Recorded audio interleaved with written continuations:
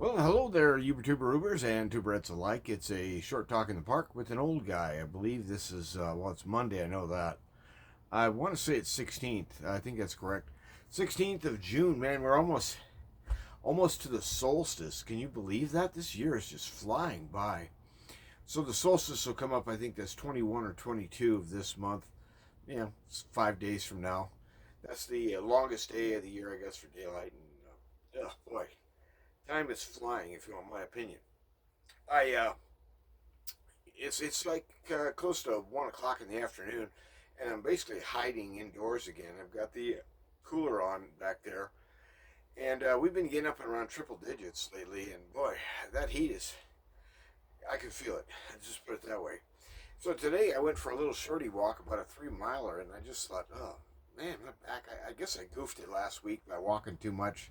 The doc says to walk 10 or 15 minutes. So I figured, well, I think what he meant was an hour and a half. And anyway, I walked a couple of 6 milers last week, and I could tell out there today, man, I was stiff. And I thought, man, I just need to kind of take it easy today. So I've got these little stretchy rubber things. Bear. I got a yellow one down here, and I guess the different colors have different uh, torsion or different pull strength or whatever. So the physical therapist guy has passed me those things to kind of help strengthen up my shoulders and my back a little bit. And so I was going to hit across the street. Over there, the park has some areas where you can set up underneath the little tables. There's tables over there with a roof, so you get a little shade. And I think I kind of need it today because it's like, boy, the last few days I've been really just hiding in the afternoons. I have not been going out hardly at all. Haven't been doing a whole lot of anything really. I've been probably perusing this darn algorithm here, this YouTube thing, more than is wholesome. I really don't have anything I need to do in terms of appointments or schedules or anything like that. So this is kind of one of the things that as an old guy, I've always wondered about. Well, why are people so eager to get to the position of where they're just not working during the days? I like work. And so this is a kind of an experiment for me. I think that we're already coming up. I think coming up on 5 weeks, I believe. I think the appointment was on the 7th May. I think that's what it was. The surgery. So at any rate, whatever it was, and we're coming up, I believe, on 5 weeks here. And so the skin is healing up well. The itching is dying down. The funny thing is that I never really realized these little finger scratcher backer things. Um, they work pretty good. I never realized how when you have an itchy area in the back, like right there where they did the surgery work, how is it that the itch is why is it coming around to my ribs now? I swear, last night I was sitting here scratching like this. Today I was scratching the calves of my legs. It's like somehow this itchy thing is gone everywhere. Yeah, so there you have it. And so anyway, there's your news on the old guy front. I haven't been paying too much attention right now. It looks like AI land is still, kind of burbling and gurgling about whether or not they're going to bust out with the AI. What was it called? With the big turning point, the singularity. Yeah, whether or not the singularity has perhaps already begun, and whether AI is already becoming intelligent and stuff like that. There's a lot of speculation about it because if you look in other sources, some people say it'll never become intelligent. Not really. Other people say maybe 10 years, maybe 20 years. So, I mean, it's all over the map. The more optimistic, I guess you call it, it seems pessimistic to me. The more optimistic estimates are maybe oh a year, 2 years, uh, 26, 2027, somewhere in there. They say whoever they are, that AI may be coming on. Went down to the river the other day to go for a walk, and boy, that was a mistake. There's these little midges or gnats or whatever they are if you go down to the river, you really want that. It's called DEET or DEEP, or I think it's DEET. You put some skin junk on, and it's supposed to keep the bugs off. But I mean, it was just nuts out there the other day, and I thought, no, I'm not gonna walk in that. It was just, ugh. You know, if you stand still for more than 4 seconds, you're swarmed. And so I decided, no, I'm gonna try to walk in the cool of the day, or in the mornings, and a little bit maybe in the evenings. But I haven't really been walking in the evenings at all. It comes up on 7 o'clock, and I think, maybe I'll go out a little while. No, you won't. Who are you kidding? So today I might go out, might mow the grass. It's not much, but mow it down a little bit. I might water the yard. And the thing is that with the news of what's happening in our world, it's oh, by the way, I think I pointed this out the other day. I'm still trying to stay off the cigarettes, but this nicotine inhaler thing, it's pretty good head bomb. And I'd like to get away from cigarettes. Those things, first of all, they're nasty. Secondly, they stink. Third, you're always burning holes in clothes and burning holes in like the furniture and stuff like that. And it's just a gross habit. And plus, it's expensive on top of everything else. So as an example, the best price in town I could find on Marlboros, last month when I was still buying them, was over at the Murphy's, and it came out to just under, if you buy more than one pack, it was just under $8 a pack. It was like $7.96 or something in that neighborhood. And so it's like, that's $8 a pack. That's do the math here, right? 40 cents each per cigarette. 40 cents each. It's like, that ain't worth it. But the thing is that it sure is a tough habit to quit. So anyway, I'm just looking at the news out there, and the AI front, and all that, and whether or not we're going to have a World War III on our hands. I mean, I've been talking about this for over a year and a half now, and we've still got the same three fronts. We've got Israel/Iran, we've got Ukraine/Russia, and we've got Taiwan/China. And the U.S. is potentially involved in all three, which is like a really bad place to be. And so the Israelis have decided to go bomb the snot out of the Iranians, and of course the Iranians are returning the favor. The so-called Iron Dome, I guess, in Israel is probably, shall we say, a little overrated, and so the Iranian missiles are just dropping in there. And of course the Israeli TV people, I mean the Israeli authorities, are saying, well, we really don't want you to photograph any of this because you see, Iranians could use that for intel. Yeah, besides that, we don't want to show that we're getting our butts kicked. And I honestly, I used to be way more pro-Israel than I am right now. Right now, the way that this Netanyahu guy has been carrying on for the last year and a half, ever since that thing blew up, I guess it was in October of 23, I think that's right. At any rate, the overreaction, the demolition of Gaza, the ongoing warring efforts that Israel has apparently decided to bring upon their people. It's this is the acts of, I think, of someone who's got some real issues, and so I'm not happy to say that Netanyahu is still in power over there. I think that maybe they could use a new little bit of leadership up on top, because his whole game plan apparently is just, let's go blow up Iran. I mean, he's fixated on it. And so, according to them, the Iranians have also, oh gosh, that itches. The Iranians have also, sworn on their, bucket list that one of the things they want to see is every Jew dead. They want to see every Israeli pushed off into the Mediterranean or something like that. And so, the thing is it's not as if one side is the good guys and one side is the bad guys. But I think clearly Iran is on the right side of history there. They were not the aggressors in this thing. The clear aggressors have been Israel. And the U.S. is playing along with it in terms of backing these claims against Iran and their so-called nuclear development of for missile technology, but that's been going on for what, over 30 years now. We've been hearing about that uh, since what, Slick Willie was in office. And so the thing is that I don't know. I'm not real convinced one way or another.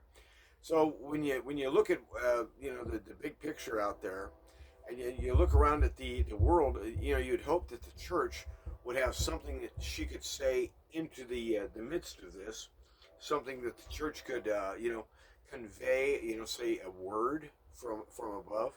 And I'm still kind of confounded on which church to go to. I mean, I dropped into UPC yesterday, and honestly, I sat there through that whole thing, and I have no idea what that sermon was about. It was like, what? And it sounded vaguely to me like, although he never really said this, I'm kind of reading between the lines, I guess. I don't know. But it sounded like he was saying that the church has like the keys to the kingdom in the strong sense, that it's really only in the church that you can be sanctified. That's what he was saying at one point, and I thought, where did you get that idea? I mean, are you saying in order for God to make you holy, you have to be in a church? Let me guess, a PCA church, right? And so the thing is that I don't know, that there's something in here that just isn't resting with me. And the thing that I was just so glad to hear at that Crossroads Community Church was this idea, the confession that look, I didn't think this up. I didn't volunteer for this. God came and he made himself known, and he basically took me captive. He stepped into our lives. He's made himself known. He's brought a message of hope from outside our world. And so that message of hope is swirling all around the person, the word, and the work of Jesus of Nazareth, Jesus Christ. And so if your message ultimately, if your good message to the earth isn't essentially built upon his kingdom, isn't built upon his presence, isn't built upon his word or his work or something like that, the thing is that what's happened is we've turned Jesus into some sort of like pill you take, just to kind of be sort of well adjusted, I guess. And boy, I keep kicking my little stand here. And so the thing is that I just I can't seem to find a church where I feel like, well, yeah, I should go here. You know what I mean? I belong here. Actually, I'm not sure I've ever belonged anywhere, but that's another story. So the thing is that I just wanted to kind of chit chat with you some today, and so yesterday was kind of a bust. I mean, trying to figure out still where I'm going to church, and I just thought, oh, I have no idea what that thing was about yesterday. It was strange, very strange. So I tried to look it up today on the algorithm here, and I couldn't find UPC for today. I found last week, so I'll give it a day or two, and I might listen to it again, or at least part of it. But it's a long one. It clanks on for probably a good 40 minutes. But you can always set up the speed on those things. You can get in. There's a little deal that looks like a little gadget up in the corner, and if you hit it, you can speed up the playback speed. And if you can stand listening to someone talking like, you can cut the time down it takes to listen to a video. And I've done that before, because I mean, let's face it, you don't have to hear every single word that someone has to say in order to get what they're getting at. So I just kind of wanted to point out there to you that if you feel like you're in a world where everything is super connected, you're supposed to be connected. You're online. You're I don't know how many platforms you're on. You're involved in the interweb. Okay, what's the net result? The net result of all this connectivity is that people feel more and more alienated, more and more alone than perhaps they ever have. I've been looking at a lot of this material lately. Now, I think, of course, the algorithm picks these things out based upon my choices I've made in the past. So I don't know whether this is flooding the market. Probably not. But the number of men who are opting out completely of dealing with women and have got these AI girlfriends, or even worse, these robotic mm, robotic devices, girlfriends, I guess. And it's just kind of like I I don't see how anyone in their good conscience can say, well, yeah, that's a legit choice. You should just go ahead and do that, and get yourself a robot, and forget about women. Uh, that it seems a little extreme to me, and if you could just step back and look at it for just a minute, thinking about the demographics of, say, Japan as an example. Japan is having a lot of real problems, and the United States is going to have very similar problems within 10 years. Is that we're aging out. There are not enough young people being born right now to grow up and becoming the new working class to keep this whole thing rolling. The young people are not reproducing, and as a result, in Japan, the robot girlfriend thing is a big deal. Okay, so the same thing's going on in Germany right now, and so I think that's a sign that the culture is dying. There's something where Western culture has essentially run its course. I guess is what's happened, and it's done everything it can, and this AI thing is kind of its last gasp. Is that it's making essentially a robot god, little g there, and there's a lot of excitement and yeah, fanfare, and horns blowing and stuff like that. That the AI is going to be the smartest thing ever. Uh, well, not ever. the the devil is a pretty cagey character. He knows a lot. Uh, the angels are very intelligent, extremely intelligent. But of course, the Almighty, he possesses. When you ask about how much knowledge he has, all, ALL. As an example, he knows how many drops of water I just pulled off my head. I'm sitting there sweating. He knows how many hairs. Well, actually, it's pretty easy. You can just count them. There's like 9. How many hairs there are on top of my head. And he knows everything about you as well, and everything about your past, and everything about your future.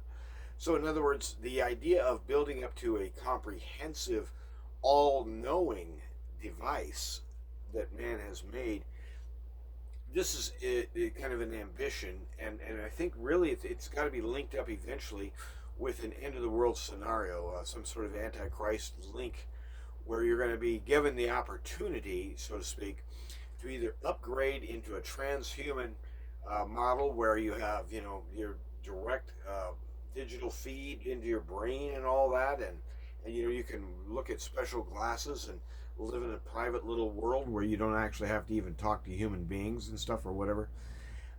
All that's coming online, and I think that it's the death gasps of Western civilization. The the people in this world who survive and make it are not going to be the huge tech corporations. It's going to be the little guys, the people who know how to make things work with what they have when they okay, wait, make it work with what you have when you have it. And so the thing is that we have this huge thing going up in our society with all these expectations, but there's a lot of malfunctions as well. And so when you look at all this stuff and you think, well, what really does the church have to say into the midst of a world where having sex with a device, a robot, why not a toaster? I mean, come on. Uh, Having sex with a robot is somehow deemed superior to actually having to deal with women, because women have become so cantankerous, bizarre, or otherwise. And so what that's telling you is that the communication is breaking off.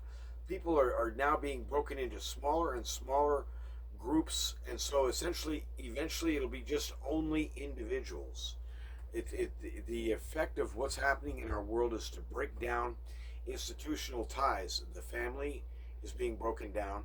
The state is being essentially dismantled before our eyes. Any loyalty to something like a nation state. And so you have family, you have state, and then of course there's the faith. And so in terms of the faith, you end up with a church that has forgotten her message. Her message is, you're looking for companionship, aren't you? You're looking for someone who really does understand you, aren't you? You're looking for someone who knows how to do things and get it right on the first try, or whatever. And so the thing is that the message that the Bible presents is that God Himself is the treasure. He's the gold at the end of the rainbow. He's the thing we desire. He's the pearl of great price, the thing that we hold on to. And so the other stuff, the measurements in the world of money, power, wealth, where they have beautiful girls on your arm and all that stuff is a different measurement. So we have two ways to measure. There's the gospel way to look at it, and then there's the world's way to look at it. And the apostle makes it clear that we're to put off the old man, the old flesh pattern, and we're to walk in the new man being Christ in you, Christ among you, Christ over you. And so He's the one that we want to talk about. He's the one we want to brag up. Jesus Christ is the greatest guy ever, and He has helped so many people that it's uncountable. We really don't know how kind and how generous He's been in terms of reaching out to people who are in sadness or in grief, or they're dying or sick, or whatever. And he brings in life, He brings in hope, He brings in truth. And so we have a situation where our culture is essentially falling apart, and I think it's under judgment, if you want my opinion. It's falling apart before our eyes. Financially, it's just a train wreck. And so we're looking at some huge changes coming up. But, they keep dangling the same things in front of us. And World War, AI going to take over. And what was the other one? Let's see, World War. I'm sure it'll probably come back to me, you know what I mean? But it's like this litany of just keep going over and over and over again.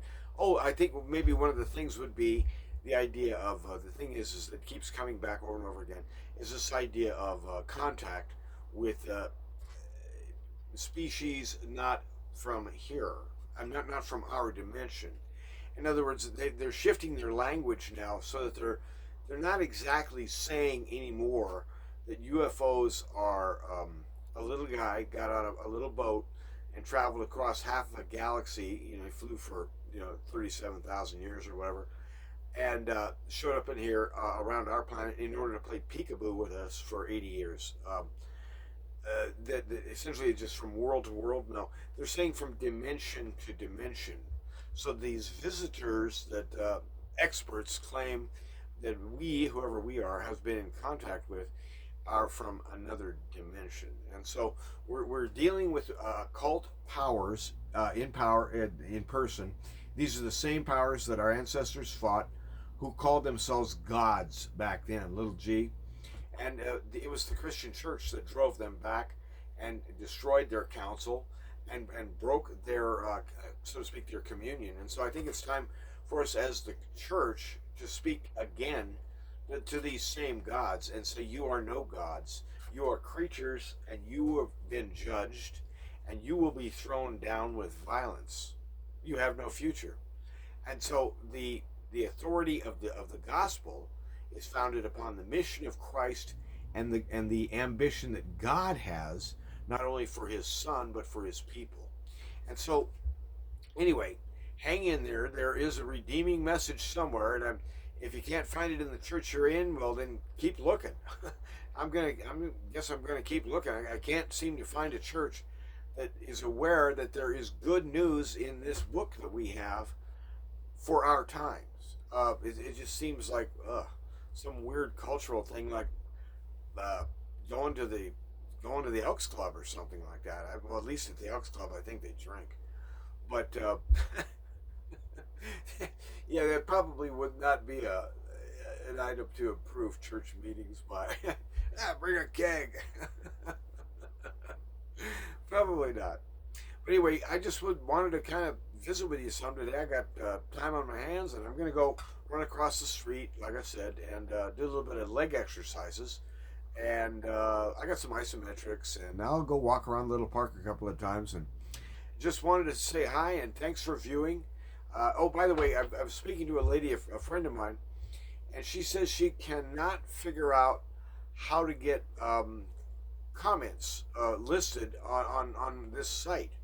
And so, if you would not mind doing it so much, if some of my few viewers, would you send me at least a brief word or two just to say that you can? I think she's probably looking at something on her phone controls the wrong way. But I wondered if there's something in the way that I've set up the account, whether I've disabled comments, and it could have done that. You know what I mean? So I'm gonna check around a little bit today and find out if there's something that I can do on my end to reconfigure the account if need be. But I don't really want to waste my time and find out it's fine. But anyway, if you can and if you have the time, just drop a quick note or just even a thumbs up thing to let me know that the comment feature is still live. I can't imagine that YouTube, the algorithm, is trying to shut me down. I mean, who am I? Nobody. So anyway, you guys have a good day, and as they say here, around here, run to win.